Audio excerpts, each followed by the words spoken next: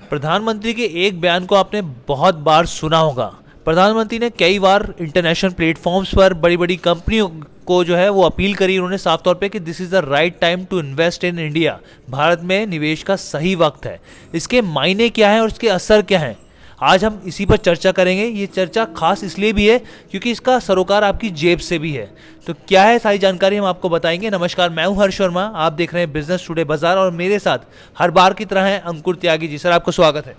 धन्यवाद हर्ष। तो आज का जो टॉपिक है वो दरअसल एप्पल से जुड़ा हुआ है। एप्पल, आप जानते हैं, आईफोन का इस्तेमाल करते ही हैं आप। तो इस खबर को हम लोग ज़्यादा देर नहीं रोकते, आपको बताते हैं आखिर खबर क्या है। अंकुर जी, क्या खबर है, जरा समझाइए हमारे व्यूअर्स को। देखिए, बेसिकली जो एप्पल के आंकड़े आए हैं वो एक चौंकाने वाले हैं। मैं सेल्स की बात नहीं कर रहा, मैं इनके प्राइसिंग की बात नहीं कर रहा हूँ।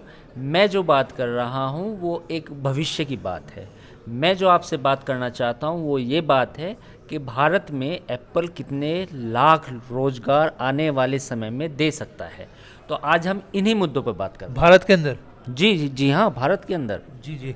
तो मुझे सर ये बताइए कि आखिर खबर क्या है, कि एप्पल को लेके कुछ पॉजिटिव खबर आई है भारत के लिहाज से, मतलब जिसमें हमारी साख तो खैर बढ़ेगी बढ़ेगी, साथ में एक आम कंज्यूमर के लिए भी एक अच्छी खबर छिपी हुई है जो हम बाद में बताएंगे सर।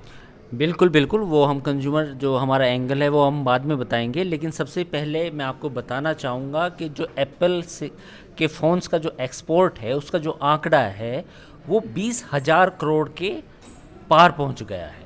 और आप ये समझिए कि काफ़ी बड़ा आंकड़ा है और ये भारत की एक तरह से कहें कि जो प्रयास थे भारत सरकार के भी थे और जो पॉलिसीज़ थी उसका नतीजा है। जी, मैं आपको बता दूं कि FY21 के अंदर ये 11,000 करोड़ का करीब एक्सपोर्ट हुआ था और ये अप्रैल से लेकर दिसंबर FY22 के अंदर, मैं आपको 9 महीने का आंकड़ा बता रहे हैं जो अंकुर सर ने बताया, वो करीब 20,000 करोड़ का एक्सपोर्ट हुआ है। अब आप सोच सकते हैं लगभग दुगने से भी ज़्यादा हुआ है।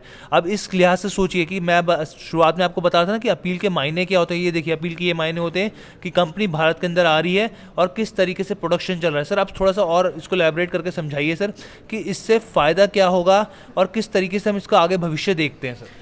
देखिए, फ़ायदा इससे ये होगा, पहली बात तो पहला हमारे पास आंकड़ा ये आ चुका है कि 20,000 करोड़ का एक्सपोर्ट हुआ है एप्पल के फ़ोन्स का भारत से। जी। और आम तौर पे ये माना जाता था कि जो एप्पल के फ़ोन्स हैं उनका उत्पादन चीन में होता है। जो एक ताइवान की कंपनी है जो एक कॉन्ट्रैक्ट पे इन फ़ोन्स का उत्पादन करती है, फॉक्सकॉन, उसका प्लांट चीन में जेंगजू एक जगह है, वहाँ पे एक प्लांट है। लेकिन आपने पिछले कुछ दिनों देखा होगा कि उस प्लांट में भी काफ़ी लोगों को निकाला गया, तो वहाँ पे कुछ तोड़फोड़ हुई और कुछ और अन्य मामले सामने आए। इसके अलावा ज़ीरो कोविड पॉलिसी जो चीन में इस वक्त चल रही है उसका काफ़ी असर देखने को मिला है एप्पल के ऑपरेशंस पे। तो एप्पल ने पिछले 2-3 सालों में ये सोच लिया था कि मुझे अपना प्लांट जो है वो एक कहीं और भी लगाना है, मुझे अपना जो बिजनेस है वो डाइवर्सिफाई करना है। तो इसी क्रम में वो एप्पल भारत में आई और भारत में जब उन्होंने प्लांट लगाया तो उन्होंने आईफोन फ़ोन्स की असेंबलिंग शुरू की। अब आईफोन फ़ोन के असेंबलिंग शुरू होने से हम एज ए एक्सपोर्टर, एप्पल के एज ए एक्सपोर्टर कंट्री बन गए हैं और करीब 20,000 करोड़ का हमने एक्सपोर्ट किया है। तो आप ये समझिए कि जो चीन के बाकी मोबाइल फ़ोन्स कंपनियां हैं जो भारत में ऑलरेडी काम कर रही हैं, या कुछ ताइवान की भी हैं, कुछ और देशों की भी हैं, उनके अलावा अब भारत के पास प्रीमियम एप्पल ब्रांड भी है जो भारत में मोबाइल फ़ोन की असेंबलिंग कर रहा है। आने वाले समय में इस बात की भी संभावना है कि एप्पल असेंबली के बजाय आईफोन के जो पार्ट्स हैं, जो स्पेयर पार्ट्स हैं, उनका उत्पादन भी करे। बिल्कुल बिल्कुल, क्योंकि उत्पादन की अगर बात की जाए तो देखिए, जापान में, अमेरिका में बहुत जगह पे इसका उत्पादन किया जाता है। लेकिन ये अच्छी चीज़ है सर, यानी एक तीर से दो निशाने ले लिए। एक तरफ चाइना का जो मार्केट था हमने खींच लिया, एप्पल की बात की जाए वहाँ से, और ऊपर से हम लोग एक्सपोर्ट की, मोदी सरकार की हमेशा से कोशिश रही है कि एक्सपोर्ट को बढ़ाया जाए, एक्सपोर्ट को बढ़ावा दिया जाए। तो मतलब सीधे तौर पे फ़ायदा मिला है सर। बिल्कुल फ़ायदा मिला है। और आप इस बात को ऐसे भी समझिए कि आने वाले समय में काफ़ी लाखों लोगों को रोज़गार भी मिलेगा। अच्छा, यानी कि एप्पल भारत में काफ़ी नौकरियां भी जनरेट करेगा। एप्पल के लिए देखिए एक बात और समझिए हर्ष, एप्पल के लिए भारत में जो मार्केट है वो अपने आप में बहुत बड़ा है।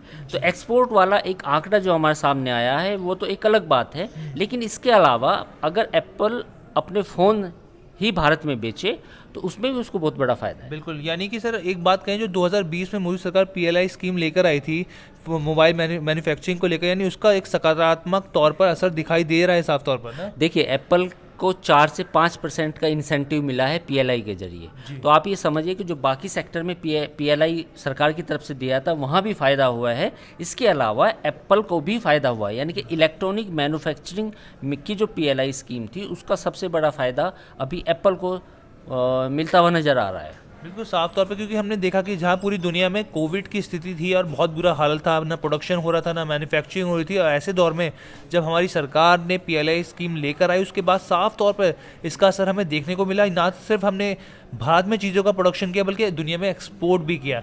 अब मुझे सर ये समझाइए कि अब भारत जो है दूसरा ताइवान बन सकता है, इस तरह की चीज़ें हम लोग सोच सकते हैं आगे चल के भविष्य में कि ये इतना कैलिबर रख सकता है आगे? देखिए, ताइवान से मुझे लगता है कि आपका मकसद होगा कहना ये कि भारत में क्या चिप मैन्युफैक्चरिंग, हाँ, मोबाइल फोन बिल्कुल, मैन्युफैक्चरिंग, सेमीकंडक्टर मैन्युफैक्चरिंग हो सकती है। सरकार की कोशिश यही है। सरकार ये चाहती है कि भारत में इलेक्ट्रॉनिक मैन्युफैक्चरिंग का हब बनाया जाए। वियतनाम, फिलीपींस, चीन, ताइवान, जापान, अगर इसके बाद किसी का नाम आए तो भारत होना चाहिए। तो मुझे लगता है कि हम उस दिशा में आगे बढ़ रहे हैं, आगे समय बताएगा। मतलब ये भी साफ तौर पे है कि जेपी मॉर्गन की जो रिपोर्ट आई है, मैं अपने दर्शकों को बता दूं कि उसमें साफ तौर पे बोला गया है कि 2025 तक जो प्रोडक्शन है, जो बेसिकली वो करीब 25% हो सकता है इंडिया के अंदर एप्पल का, जो कि अभी 13 से 14% है। क्या कहेंगे सर इसके बारे में? बिल्कुल, जेपी मॉर्गन ने जो अपनी रिपोर्ट दी है जिसमें कहा गया है कि 25% तक एप्पल के जो प्रोडक्ट्स होंगे वो मेड इन इंडिया होंगे। मैं वही कह रहा हूँ कि अभी मैं अपने दर्शकों को बताना चाहूँगा कि अभी जो आप एप्पल के फ़ोन इंडिया में मैन्युफैक्चर्ड देखते हैं वो असेंबल्ड होते हैं। आने वाले समय में एप्पल की जो योजना है वो योजना का मकसद है कि भारत में जो उसके प्रोडक्ट हो, 25% जो प्रोडक्ट हो भारत में बने, यानी कि उनकी मैन्युफैक्चरिंग हो, उनका प्रोडक्शन हो।